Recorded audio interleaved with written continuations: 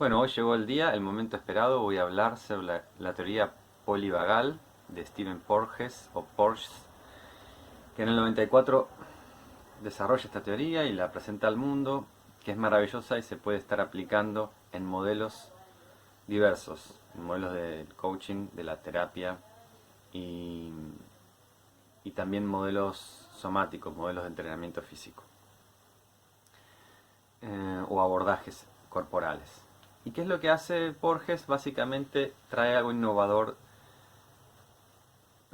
renueva este modelo de simpático y parasimpático, esta división en dos, y trae una subdivisión nueva, una división en tres partes, ¿no? Está el simpático por un lado y el parasimpático lo va a dividir en dos, como el vago ventral y vago dorsal.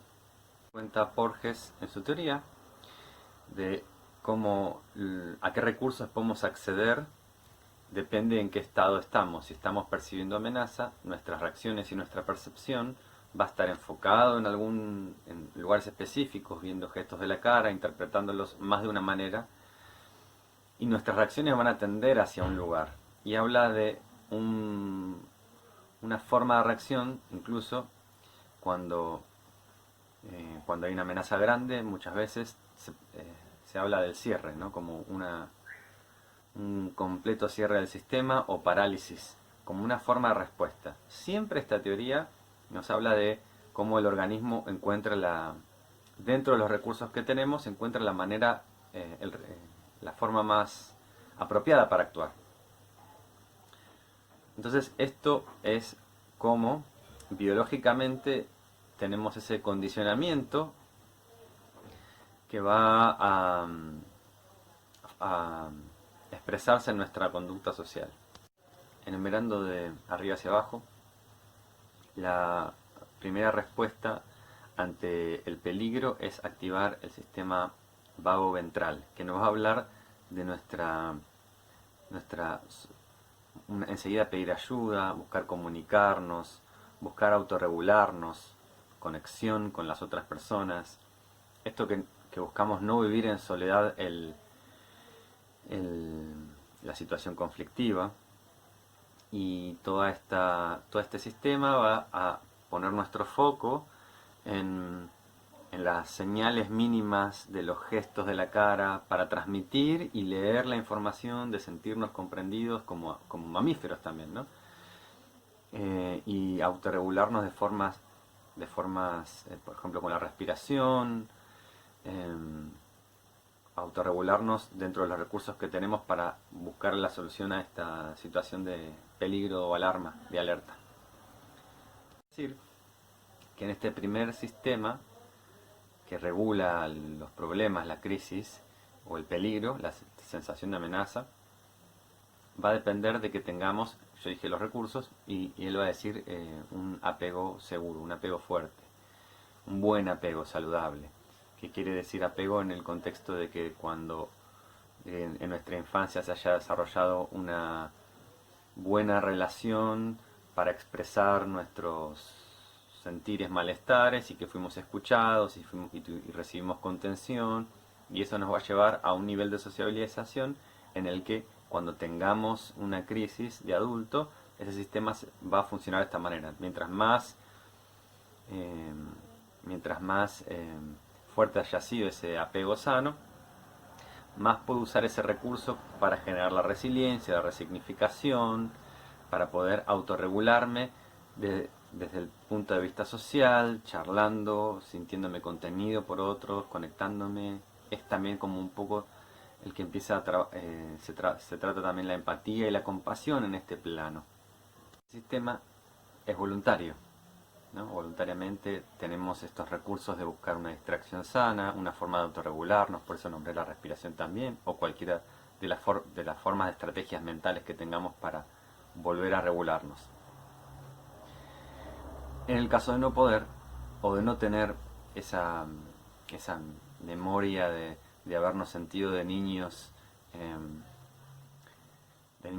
entendidos, escuchados, y que eso funcionó como una estrategia para regular nuestro estrés y calmarnos, tenemos el siguiente sistema, que es el sistema parasimpático, el de lucha y huida. Y lo importante es entender que este es un sistema que no es voluntario. Son reacciones que están muy profundamente arraigadas a nuestro sistema nervioso como de supervivencia. Esas reacciones de lucha o huida son involuntarias y esto nos va a ayudar muchísimo a entender, primero, en nosotros mismos o en los demás, la percepción de amenaza. Y cuando uno se percibe la amenaza, entra y no tiene lo suficientemente desarrollado la primera etapa, al entrar en este sistema de lucha-huida ya se cortan funciones racionales y uno empieza a funcionar como en forma no voluntaria. Esto son reacciones, por eso nos va a ayudar a entender. Y yo creo que este modelo es muy interesante porque tiene mucha relación con la obra de Carl Rogers, de la percepción de amenaza del yo, que habla en la terapia de la consultoría psicológica, o también con la obra del Dr. Hammer, que es una pieza maestra de biología y cómo la biología y la conducta funcionan de la mano, y los programas biológicos de supervivencia, llámese enfermedades.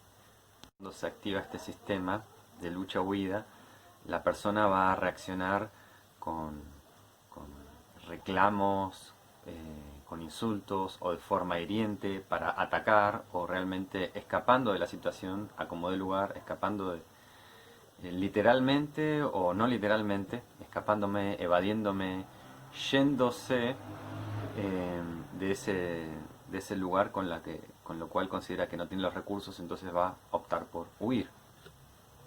Si la amenaza perdura o sigue siendo demasiado grande para los recursos de esa lucha-huida, se entra automáticamente en el sistema reptil, o sea, en el sistema vagal dorsal o vago dorsal, que es el sistema de ahorrar recursos, ahorrar energía. Se va la energía, es como cuando hay una sobrecarga de enchufes en una casa y ¡puf!, se corta la luz y uno entra en parálisis, en inmovilización, puede entrar como en una depresión, cerrarse completamente, desaparecen las expresiones faciales.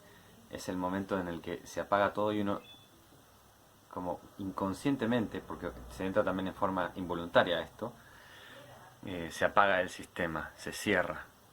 Este último, estamos adormecidos, disociados, desconectados, totalmente descentrados, y no se disponen de recursos para resolver la situación en sí. Dentro de la PNL, simplemente, y para redondear esto, tenemos la posibilidad de acompasarnos, entender un poco en qué sistema estoy, en qué sistema está el otro, en el caso de si el problema está pasando, la percepción de amenaza está en la otra persona, detectar en qué sistema está. Se puede detectar en los gestos faciales, se puede detectar en los movimientos del cuerpo, se puede ver la parálisis. Y esto no es algo universal. Uno puede tener partes de su cuerpo en cualquiera de estos estados de estrés. O sea, una parte de su cuerpo así paralizada porque esa parte quedó con ese recurso. Cuando se toca un tema, muchas veces encontramos que en ese tema nuestro cuerpo responde lucha-huida, vago ventral, vago dorsal, y tenemos en distintas partes distintas respuestas de acuerdo con este modelo. Entonces, nuestra forma para abordarlos muy simplemente ahora, por esta primera introducción, es acompasar en qué sistema estoy, aceptación de este sistema, y poder habitar y empezar de a poco a reconectar y a autorregular o regular también socialmente, acompasando y llevándome, o sea, liderando hacia ese estado de homeostasis o más equilibrio. Borges trae un reencuadre para la salud mental, con un nuevo paradigma fisiológico, cómo nuestro cuerpo interviene en nuestra conducta. ¿Y qué nos dice? Que no todas nuestras conductas son intencionadas, o sea, muchas son involuntarias. ¿Y qué nos empieza a hacer llamar la atención? A esto de las percepciones de amenazas, la amenaza del yo, que nos hacen vivir distintos estreses. Lo cual asegura Porges que en la sociedad del rendimiento, del estar continuamente en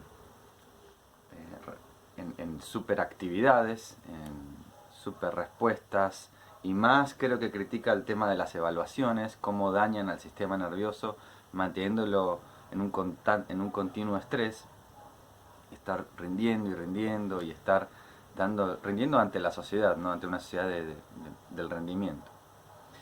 Entonces dice, somos mamíferos, somos reptiles y también somos seres sociales por sobre todas las cosas, por lo cual hace muchísimo hincapié en no vivir en aislamiento, ¿no? en la importancia de la salud social, que necesitamos sociabilizar para estar saludables y conocer estos ritmos, ¿no? Estos ritmos de descansos adecuados, de reconocer cuál es nuestro estado y nuestro, lo que se llama biofeedback, ¿no? O sea, hacer chequeos corporales y somáticos para ver en cuál de estos estadios estoy. Y bueno, nuevamente en esto de chequear el cuerpo y el feedback, acá habla de nuevo una sociedad del rendimiento, una cultura a la acción que al descanso muchas veces lo ve como vagancia, cuando podría significar en cambio una respuesta de escuchar al cuerpo ante una necesidad de descanso para librarse de un estrés o estar en un estado de parálisis como vimos anteriormente. Entonces tenemos este nuevo mapa introductorio para empezar a observarnos y observar también a los clientes que llegan a sesión. Muchas gracias.